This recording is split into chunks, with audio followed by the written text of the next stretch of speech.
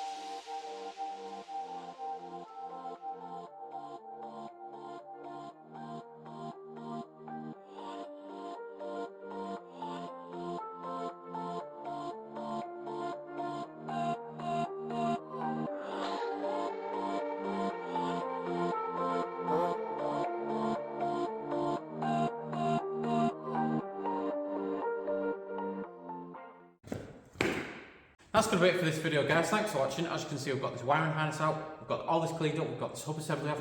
Catch you on the next Datsun video where we're going to continue working underneath the car. Now make sure you get us on Instagram, Facebook and TikTok. Like, comment and subscribe. Turn on your post notifications so it notifies you whenever we drop an upload. Check out all the content that's on screen right now, especially this one. Subscribe. And we will catch you in the next one. Like, comment and subscribe. Cast the spell. And we will catch you in the next one.